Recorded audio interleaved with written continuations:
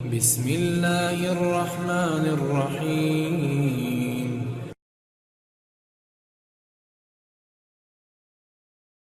مامون الرشید کے سپاہی عباس بیان کرتے ہیں، ایک روز میں امیر المومنین مامون الرشید کے ایوان خاص میں داخل ہوا تو انہوں نے پکارا، عباس۔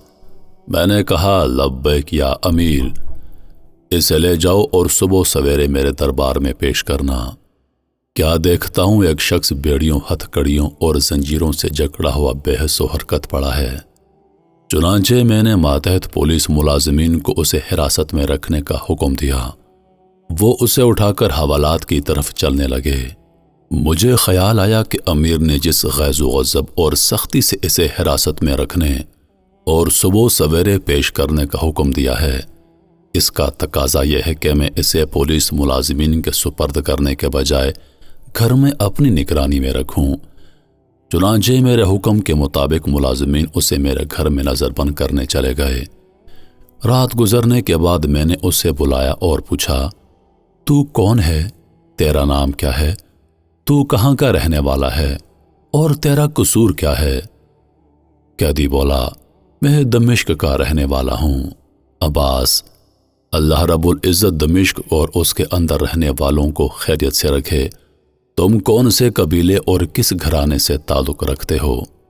قیدی نے کہا، تم کس کس قبیلے اور کون کون سے گھرانے کو جانتے ہو؟ عباس بولا، تو فلاں قبیلے کے فلاں آدمی کو جانتا ہے؟ قیدی نے جواب دیا، جب تک آپ مجھے اس آدمی سے اپنی دلچسپی کا سبب نہ بتائیں گے، اس وقت تک میں آپ کو اس کے متعلق کچھ نہیں بتاؤں گا۔ عباس نے کہا، اس آدمی سے میری دلچسپی کا سبب سنو۔ میں کسی دور میں گورنر دمشق کا افسر تھا۔ وہاں کے لوگوں نے گورنر کے خلاف بغاوت کر دی۔ معاملے کی سنگینی دیکھ کر دمشق کے گورنر پنجرے میں لٹک کر قلعے سے اترا اور اپنے ساتھیوں سمیت فرار ہونے میں کامیاب ہو گیا۔ ان فرار ہونے والوں میں بھی تھا۔ مجھے پکڑنے کے لیے میرے پیچھے لوگوں کا جتھا مسلسل دوڑ رہا تھا، البتہ میں انتہائی تیز رفتاری سے دوڑتا ہوا ان کی دسترس سے باہر ہو کر ان کی آنکھوں سے اوجھل ہو گیا۔ اسی دوران میں اس آدمی کے گھر کے سامنے سے گزرا، اس سے درخواست کی، میری مدد فرمائیے، اللہ آپ کی مدد فرمائے گا۔ اس نے مجھے اپنے محل نما مکان میں داخل ہونے کا حکم دیا۔ جب میں داخل ہوا تو اس کی بیوی نے فوراً مجھے خاص کمرے میں داخل ہونے کا اشارہ کیا۔ اسی دوران مجھے مکان کے گیٹ پر لوگوں کا شور و غل سنائی دیا، جو مالک مکان سے کہہ رہے تھے، واللہ وہ شخص تیرے گھر میں داخل ہوا ہے۔ اس نے کہا، تلاشی لے لو۔ چنانچہ لوگ اندر داخل ہو گئے اور انہوں نے خاص کمرے کے علاوہ باقی گھر کا کونا کونا چھان مارا۔ پھر وہ آپس میں مشورہ کرنے لگے کہ وہ اس خاص کمرے میں ہوگا۔ تمہارے خوف کے میری ٹانگیں کپ کپانے اور دل پھڑپھڑانے لگا۔ اس کی بیوی جو کہ میرے پاس کھڑی تھی جرأت کی اور انہیں سختی سے کہا، جس کی وجہ سے انہیں اندر داخل ہونے کی جرأت نہ ہوئی اور وہ باہر نکل گئے۔ مجھ پر ایسا خوف اور وحشت طاری ہو رہی تھی کہ میری ٹانگیں میرا بوجھ برداشت کرنے سے جواب دے گئیں۔ وہ آدمی باہر دروازے پر کھڑا ہو گیا اور اس کی بیوی مجھے حوصلہ دینے لگی، ڈرو نہیں، آرام سے بیٹھ جاؤ، اللہ تعالیٰ نے آپ کو ان کے شر سے محفوظ کر لیا ہے۔ اب آپ امن و سکون سے رہیں، جس پر میں نے ان کو ڈھیریں دعائیں دیں۔ اس کے بعد اللہ کا بندہ مجھ پر مسلسل لطف و کرم اور محبت و مودت کے یادگار موتی برساتا رہا، یہاں تک کہ اس نے میرے اندر سے بیگانگی کا احساس ختم کر دیا۔ اس نے مجھے اپنے محل میں ایک الگ مکان دے دیا، ضروریات زندگی اتنی وافر مقدار میں مہیا کی اور صبح و شام میری ایسی خبر گیری کی کہ میں تمام دکھ بھول گیا۔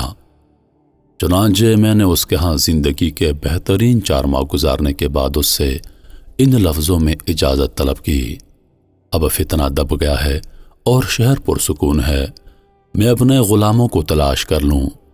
چنانچہ اس نے واپس آنے کا وعدہ لے کر اجازت دے دی۔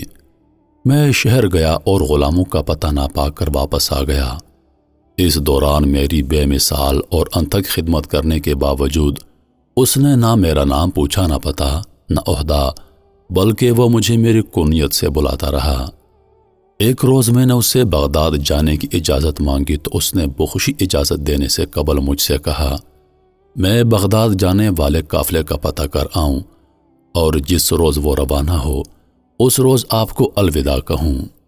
پھر میں نے اس سے عہد کیا کہ اتنی مدت کے حسن و سلوک اور ہمدردی کی بنا پر میں تیرے ساتھ عہد کرتا ہوں کہ زندگی بھر آپ کے اس احسان کو نہ بھولوں گا اور حسب طاقت اس کا بہترین صلہ دوں گا۔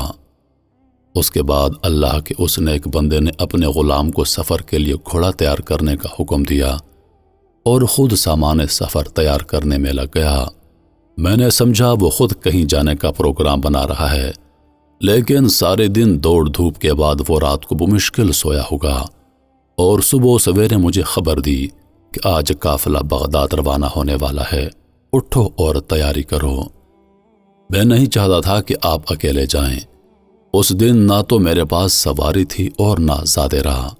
میں اسی سوچ میں تھا کہ وہ شریف انسان میرے لیے اعلیٰ اور نفیس ملبوسات اور نئے جوتوں کا جوڑا لایا، تلوار اور پیٹی لا کر میری کمر سے باندھ دی، پھر اعلیٰ نثر کے خچر پر 2 بھرے ہوئے بکس رکھ کر ان پر بستر باندھ دیا۔ مجھے گھوڑے پر سوار کر کے ایک غلام بھی ساتھ دیا تاکہ وہ راستے میں خدمت بجا لائے۔ وہ اور اس کی بیوی چند فرلانگ تک مجھے الوداع کہنے کے لیے میرے ساتھ آئے اور مجھ سے میری خدمت میں کسی قسم کی کوتاہی کی معذرت کرنے لگے۔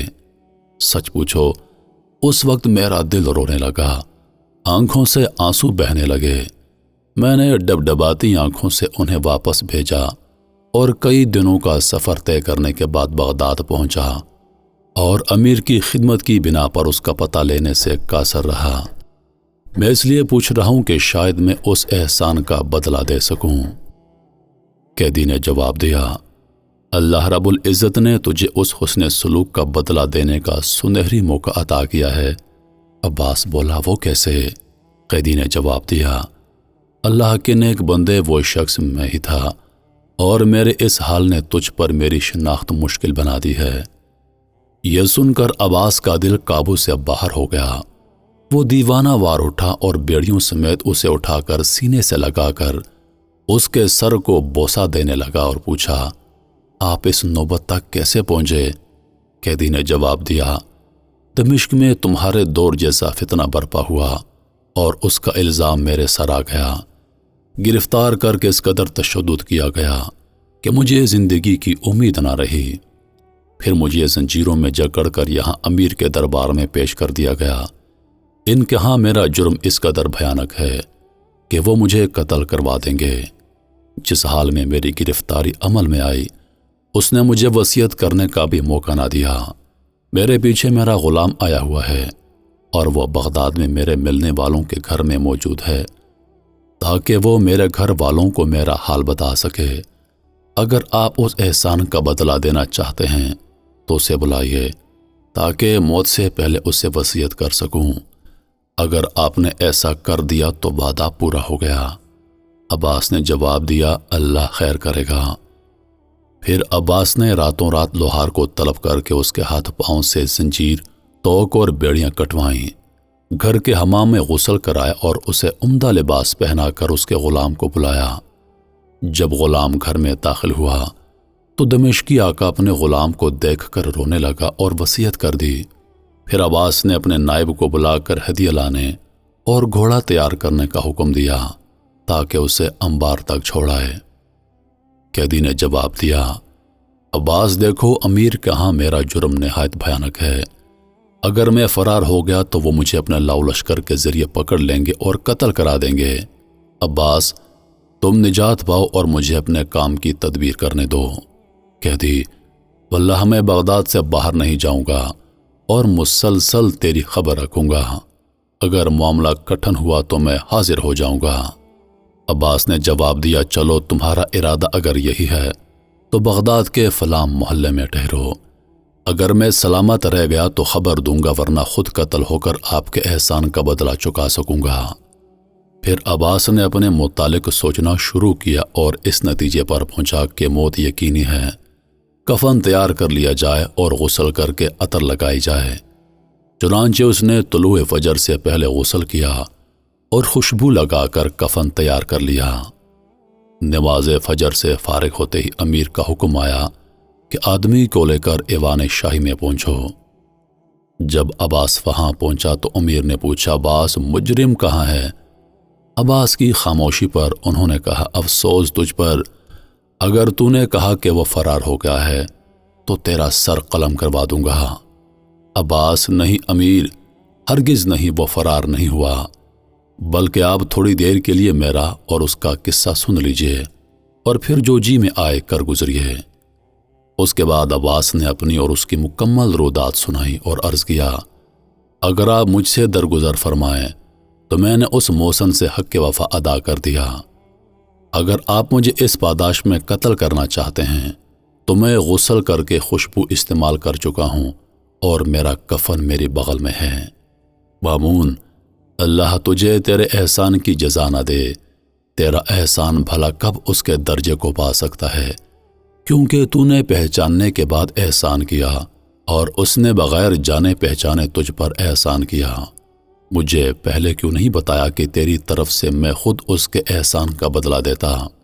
عباس، امیر وہ ابھی بھی دارالحکومت بغداد میں موجود ہے تاکہ میرے معاملے کی خبر رکھے۔ اگر مجھے اپنی جان کا خطرہ درپیش ہو تو وہ میری جگہ پیش ہو کر اپنی گردن کٹوا دے۔ مامون، یہ اس کا تجھ پر دوسرا احسان ہے جو پہلے سے بھی بڑا ہے، جا اور اسے میرے پاس لا تاکہ تیرے اوپر ہونے والے احسان کا صلہ میں خود ادا کر سکوں۔ چنانچہ عباس اس کے پاس گیا اور خوشخبری سنائی کہ آپ کا خوف دور ہونا چاہیے۔ امیر نے یوں کہہ کر آپ کو طلب کیا ہے۔ اس نے کہا، الحمدللہ، شکر ہے اس ذات کا جس کے سوا تنگیوں اور مشکلات کو کوئی دور نہیں کر سکتا، وہی حمد کے لائق ہے۔ پھر وہ سوار ہو کر امیر کے سامنے پیش ہوا۔ انہوں نے اپنے پاس بٹھا کر گفتگو کی اور اس کے ساتھ مل کر کھانا کھایا۔ پھر اسے دمشق کی گورنری پر متعین کرنا چاہا، جس سے اس نے شکریہ کے ساتھ نامنظور کیا۔ اس کو خلعت فاخرہ دے کر الوداع کیا گیا۔ میرے محترم عزیز دوستو، یہ تھی وفاداری، اور یہ تھی وفاداری کے بدلے وفاداری۔ محترم عزیز دوستو، یہ اس دور کی بات ہے جب دل سچے، مکان کچے اور لوگ سچے ہوا کرتے تھے۔ یہ تھا وفاداری کے بدلے وفاداری، یہ تھا حسن سلوک کے بدلے حسن سلوک۔ یہی تو اسلام ہمیں سمجھاتا ہے کہ وفاداری کے بدلے وفاداری، حسن سلوک کے بدلے حسن سلوک، وفا کے بدلے وفا۔ انہی لفظوں کے ساتھ میں اجازت چاہوں گا، اس امید کے ساتھ کہ سانسوں وفا کی تو اگلی بار ایک اور ویڈیو لے کر آپ کی خدمت میں حاضر ہوں گا۔ تب تک کے لیے خدا حافظ۔ اللہ پاک آپ سب کا حافظ و نگہبان۔ ہنستے رہیے اور ہمیشہ مسکراتے رہیے۔